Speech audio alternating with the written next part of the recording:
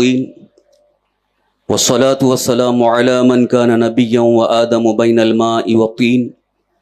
وعلى آله وأصحابه الطيبين الطاهرين أما بعد فأعوذ بالله من الشيطان الرجيم بسم الله الرحمن الرحيم يا أهل الكتاب لما تكفرون بآيات الله وأنتم تشهدون يا أهل الكتاب لما تلبسون الحق بالباطل وتكتمون الحق وأنتم تعلمون صدق الله مولانا العظيم وبلغنا رسوله النبي الأمين الكريم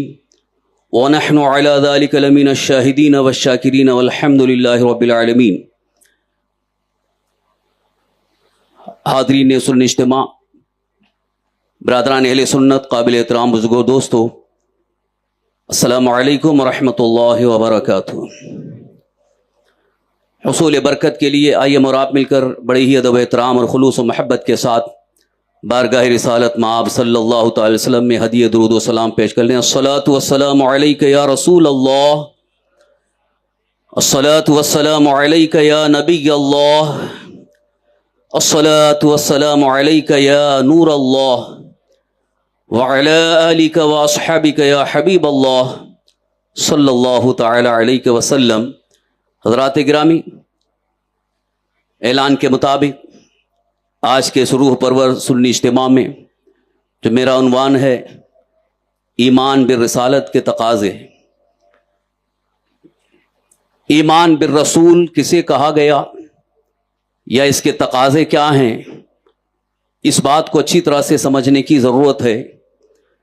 ہمارے اکثر مسلمان بھائی کلمہ پڑھتے ہیں جس میں کلمہ طیب بھی ہے، کلمہ شہادت بھی ہے، گواہی دیتے ہیں کہ اللہ کے حبیب ہم سب کے آقا حضور سرور کائنات جناب محمد الرسول اللہ صلی اللہ تعالی علیہ وآلہ وسلم اللہ کے رسول ہیں. لہذا ایمان بالرسالت کا ایک مفہوم کلمہ طیب سے اور کلمہ شہادت سے ظاہر ہے، لیکن جہاں تقاضا پورا کرنے کی بات آئی وہیں سے میں اس کا ایک مختصر خلاصہ عرض کرنا چاہوں گا. یہاں پر ایمان و کفر کا ایک بہت بڑا فرق ہے. اس فرق کو اچھی طرح سے سمجھنا ضروری ہے کہ اللہ کے حبیب ہمارے آقا حضور سرور کائنات صلی اللہ تعالی وسلم پر ایمان لانے کا مفہوم اور مطلب کیا ہے. صرف اور صرف ظاہری طور پر کلمہ طیبہ پڑھ لینا کہ اللہ کے رسول صلی اللہ تعالی وسلم کا ہم نے کلمہ پڑھ لیا، کیا اس سے ایمان بالرسول کا تقاضا پورا ہوگا؟ کیونکہ اس کے ضمن میں کچھ اور احکام ہیں، مسائل ہیں. خاص طور پر ایمان و کفر کی جہاں بات آتی ہے اور موجودہ حالات کے پیش نظر اگر کسی سے کوئی ایسا معاملہ ہوتا ہے جس کی وجہ سے عقیدہ رسالت پر کسی قسم کی ضرب آ جاتی ہے تو اس پر حکم کفر عائد کیا جاتا ہے، تو فوراً یہ ذہن و دماغ میں خیال آنے لگتا ہے وہ تو کلمہ طیبہ پڑھ چکا ہے، کلمہ رسالت کو ماننے والا ہے، رسالت حضور صلی اللہ علیہ وسلم کو تسلیم کرنے والا ہے، لہذا پھر اس کے اوپر کفر کا فتویٰ کیسے دیا جا رہا ہے یا یہ کیسے کفر ہو گیا؟ عزیزان محترم، یہاں پر ایک خاص اصول میں آپ کو بتانا چاہوں گا جو قرآن کریم کی آیت کریمہ سے ظاہر ہے، جو سورہ آل عمران کی آیت نمبر 70 آیت نمبر 71 میں نے جو تلاوت کی. اللہ تبارک تعالیٰ نے ارشاد فرمایا یا اہل الکتاب لما تکفرون بآیات اللہ وانتم تشہدون، جس کا صاف سیدھا سادہ ترجمہ یہ ہے، اے اہل کتاب، اے کتابیو، تم اللہ کی آیتوں کے ساتھ کیوں کفر کرتے ہو حالانکہ تم اس کے گواہ ہو. اور دوسری آیت جو اسی سے متصل ہے، آیت نمبر 71، اس میں یہ اللہ تعالیٰ نے ارشاد فرمایا یا اہل الکتاب لم تلبسون الحق بالباطل وتکتمون الحق وانتم تعلمون، اے کتابیو، تم حق کو باطل کے ساتھ کیوں ملاتے ہو اور حق کو کیوں چھپاتے ہو جبکہ تم اس کو جانتے ہو. عزیزان محترم، دونوں آیتوں کا اگر تفسیر کا خلاصہ آپ سامنے رکھیں تو یہاں تو معاملہ اس بنیاد پر ہے کہ اہل کتاب جن کو کہا گیا، یعنی جو عہد رسالت میں حضور سرور کائنات صلی اللہ علیہ وسلم کے زمانے پاک میں جو تورات کے ماننے والے تھے، انجیل کے ماننے والے تھے، حضرت موسیٰ علیہ السلام یا حضرت عیسیٰ علیہ السلام پر ایمان تو رکھتے تھے، انہیں اہل کتاب کہا گیا، لیکن ان سے یہ فرمایا جا رہا ہے، ان سے مخاطب کر کے اللہ نے فرمایا لما تکفرون بآیات اللہ، تم اللہ کی آیتوں کا انکار کیوں کرتے ہو؟ تو یہ ان کا انکار کیا تھا؟ آیات خداوندی کا انکار کیا تھا؟ اس سلسلے میں سارے مفسرین اکرام نے خلاصہ میں یہ لکھا ہے کہ اہل کتاب اللہ کے آخری نبی حضور سرور کائنات صلی اللہ تعالی وسلم کو اس شان کے ساتھ نہیں مانتے تھے جس شان کے ساتھ اللہ نے انہیں دنیا میں بھیجا۔ ان کا انکار تو یہی تھا، وہ کہتے تھے کہ بنو اسماعیل میں رسالت تو نہیں ہے، رسالت بنو اسرائیل میں آئی ہے، یعنی رسول جتنے بھی آئے بنو اسرائیل میں آئے، اور حضور صلی اللہ تعالی وسلم اللہ کے آخری نبی ہمارے آقا سرور کائنات صلی اللہ علیہ وسلم بنو اسماعیل میں آئے، اس لیے حضور صلی اللہ علیہ وسلم کی نبوت و رسالت کو ماننے کے لیے تیار نہیں تھے، اور ان میں سے بعض حضور صلی اللہ علیہ وسلم کو نبی تو مانتے تھے، لیکن حضور سرور کائنات صلی اللہ تعالی وسلم کی جو صفات تورات میں انجیل میں موجود تھیں ان صفات کا انکار کرتے تھے اور اس کو چھپاتے تھے۔ اس لیے اللہ تعالیٰ نے ارشاد فرمایا یا اہل الکتاب لم تلبسون الحق بالباطل وتکتمون الحق وانتم تعلمون، اے اہل کتاب تم حق کو کیوں چھپاتے ہو جبکہ تم جانتے ہو؟ یہ لم تلبسون الحق بالباطل وتکتمون الحق، حق کو چھپاتے ہو، یا ان کا حق کو چھپانا کیا تھا کہ وہ شان رسالت کو چھپاتے تھے۔ اللہ کے رسول سرور کائنات صلی اللہ تعالی وسلم کو اللہ نے جو شان عطا فرمائی ہے اس شان کو ماننے کے لیے تیار نہیں تھے۔ آج میں اس کو بہت ہی آسان انداز میں آپ کے سامنے یوں عرض کرنا چاہتا ہوں، شان رسالت کیا ہے۔ اللہ تبارک تعالیٰ نے جس شان کے ساتھ حضور صلی اللہ علیہ وسلم کو دنیا میں بھیجا اس شان کے ساتھ ماننا ہی یہ تقاضۂ رسالت ہے۔ ہمارے آقا جناب محمد الرسول اللہ صلی اللہ علیہ وسلم سید المرسلین بھی ہیں، سید الانبیاء بھی ہیں، صاحب شفاعت بھی ہیں، صاحب اختیار بھی ہیں، علم غیب اللہ نے عطا فرمایا ہے۔ یہ شان مصطفیٰ ہے، یہ شان رسالت ہے۔ آج اس سلسلے میں جو لوگوں میں ایک طرح کی بات نظر آ رہی ہے کہ وہ شان مصطفیٰ کو جو نہیں مانتے ان کو بھی مسلمان ماننے کے لیے تیار ہیں، ان کو بھی مسلمان کہتے نظر آتے ہیں، حالانکہ اسلام کا معیار یہ ہے کہ جو شان مصطفیٰ کا انکار کرتا ہے، مثال کے طور پر اگر کوئی معاذ اللہ رسول کائنات صلی اللہ تعالی وسلم کی شان میں ادنا توہین یا گستاخی کرتا ہے تو وہ شان رسالت کا انکار کر رہا ہے، شان مصطفیٰ کا انکار کر رہا ہے، اس لیے وہ عدم توہین بھی کر رہا ہے، گستاخی بھی کر رہا ہے، شان گھٹانے کی کوشش کر رہا ہے۔ آخر وجہ کیا ہے؟ جب شان مصطفیٰ کھل کر کے واضح ہو چکی ہے پھر یہ کیوں کہا جاتا ہے وہ ہمارے جیسے بشر ہیں؟ پھر یہ کیوں کہا جاتا ہے انہیں پیٹ پیچھے کی خبر نہیں ہے؟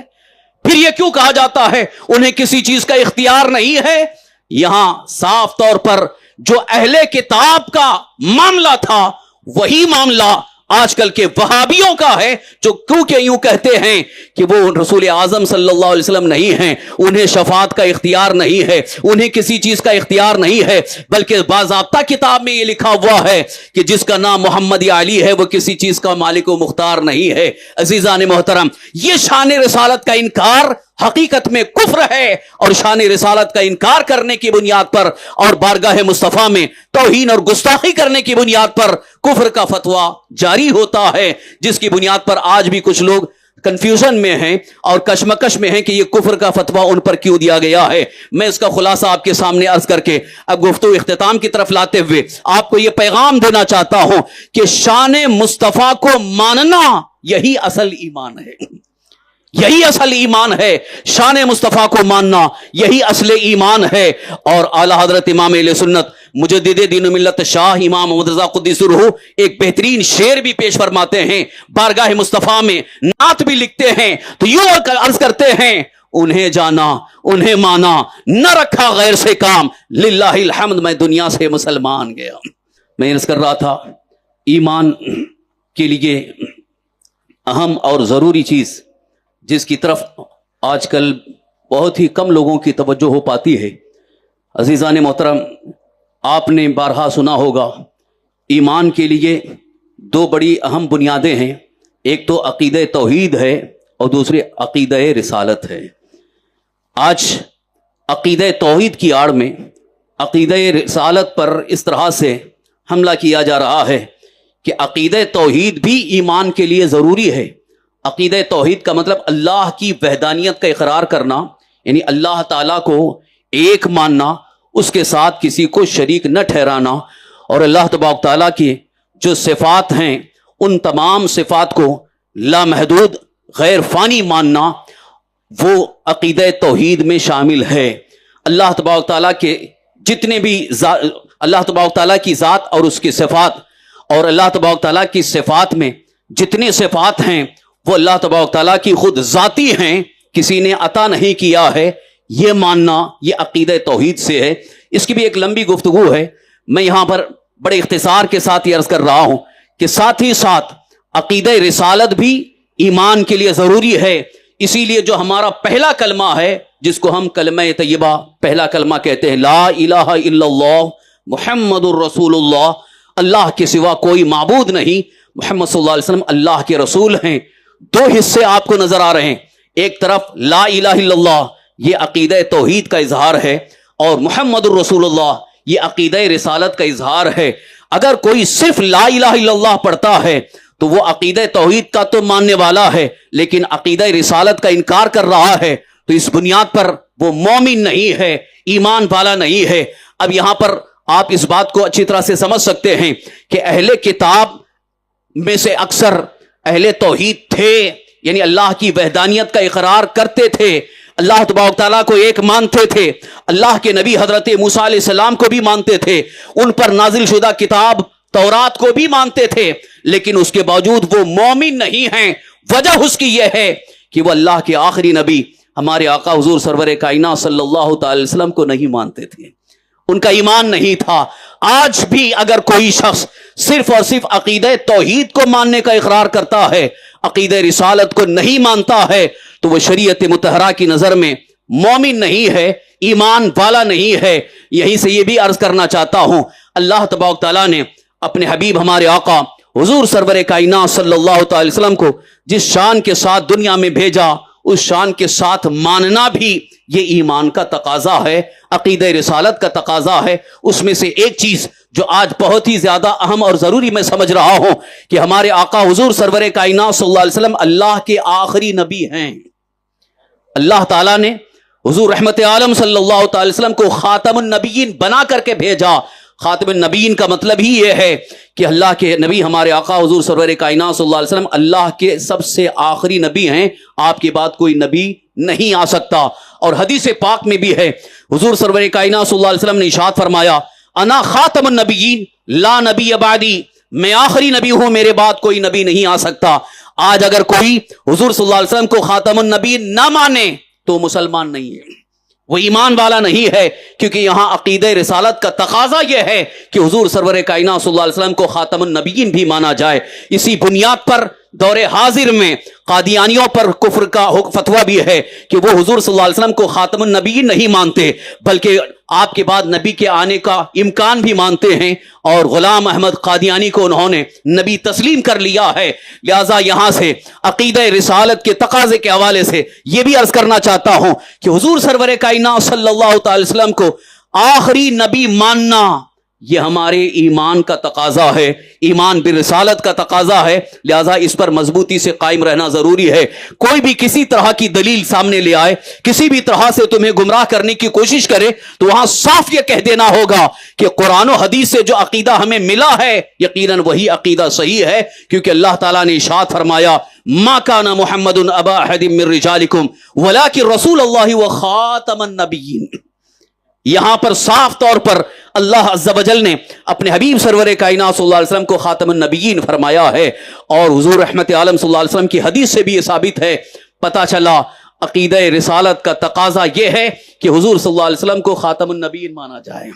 اسی طرح سے جو ہم اہل سنت و جماعت کا عقیدہ یہ ہے کہ رسول اعظم صلی اللہ تعالی وسلم کو اللہ تعالیٰ کی عطا سے علم غیب حاصل ہے، یہ شان مصطفیٰ کو ماننا ہے، اور یہ قرآن و حدیث سے ثابت ہے. ایک دو نہیں بلکہ سینکڑوں حدیثیں اس بارے میں شاہد ہیں کہ حضور صلی اللہ تعالی وسلم کو اللہ کی عطا سے علم غیب حاصل ہے. اور قرآن کریم کی بہت ہی بالکل ظاہر آیت کریمہ بھی ہے. اللہ تعالیٰ ارشاد فرماتا ہے وَعَلَّمَكَ مَا لَمْ تَكُنْ تَعْلَمْ وَكَانَ فَضْلُ اللَّهِ عَلَيْكَ عَظِيمًا. اور اللہ نے آپ کو سب کچھ سکھا دیا جو کچھ آپ نہیں جانتے تھے.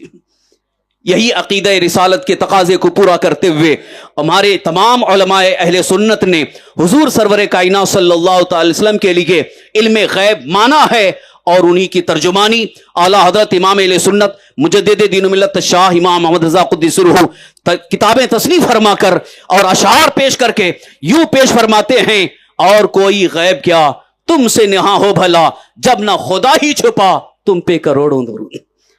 تو یہ ایمان بالرسالت کا تقاضا ہے کہ رسول پاک صلی اللہ تعالی وسلم کو کس شان کے ساتھ ماننا یہ ہمارے لیے ہمارے ایمان کے لیے ضروری ہے. اس چیز کو جاننا ضروری ہے. بس میں اپنی گفتگو ختم کرتے ہوئے آپ تک یہ پیغام دے کر کے جانا چاہتا ہوں، دور حاضر میں بہت سارے فرقے وجود میں آ چکے ہیں، بہت ساری تنظیمیں وجود میں آ گئی ہیں، بہت سارے صرف اور صرف انٹرنیٹ کے ذریعے آپ تک پہنچ رہے ہیں، ویب سائٹس کے ذریعے آپ تک پہنچ رہے ہیں، گوگل کے ذریعے بھی آپ تک پہنچ چکے ہیں. ان فرقوں کو اگر تلاش کیا جائے، ان فرقوں کو اگر کھنگالا جائے تو کہیں نہ کہیں جا کر کے ایمان بالرسالت کے تقاضے کے خلاف کرتے نظر آتے ہیں. ان کے عقائد و نظریات تقاضے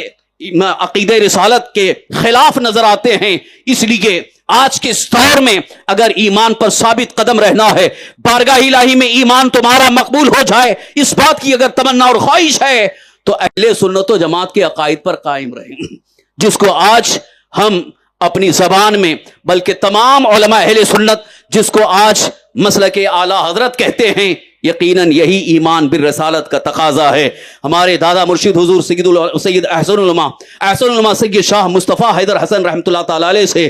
ایک مرید نے پوچھا حضور مسلک اعلیٰ حضرت کی کیا تعبیر ہے، کیا کسے کہہ رہے ہیں؟ تو حضور احسن العلماء رحمۃ اللہ تعالی نے یوں فرمایا اللہ تعالیٰ نے جس شان کے ساتھ اپنے حبیب صلی اللہ علیہ وسلم کو دنیا میں بھیجا اس شان کے ساتھ ماننا ہی مسلک اعلیٰ حضرت ہے. اس شان کے ساتھ ماننا ہی مسلک اعلیٰ حضرت ہے جس کی بنیاد پر آج ہم پہچانے بھی جاتے ہیں اور ہماری ایک مخصوص شناخت نظر آتی ہے اور ہمیں امتیازی شان حاصل نظر آتی ہے. عزیزان محترم، اسی مسلک اعلیٰ حضرت کی ترویج و اشاعت اور ایمان بالرسالت کا تقاضا پورا کرنے کے لیے حقیقت کے اعتبار سے اگر دیکھا جائے ایمان بالرسالت کا تقاضا پورا کرنے کے لیے جہاں بہت سارے ادارے کام کر رہے ہیں، الحمدللہ عالمی تحریک سنی دعوت اسلامی اسی تقاضے کو پورا کرنے کے لیے باضابطہ اجتماعات اور محفلیں منعقد کرتی نظر آ رہی ہے. یہ اجتماعات اسی عقیدہ رسالت کے تقاضے کو پورا کرنے کے لیے بھی ہیں. عزیزان محترم، اسی لیے عالمی تحریک سنی دعوت اسلامی کا ایک بڑا ہی زبردست نعرہ ہے حضور کی غلامی سنی دعوت اسلامی.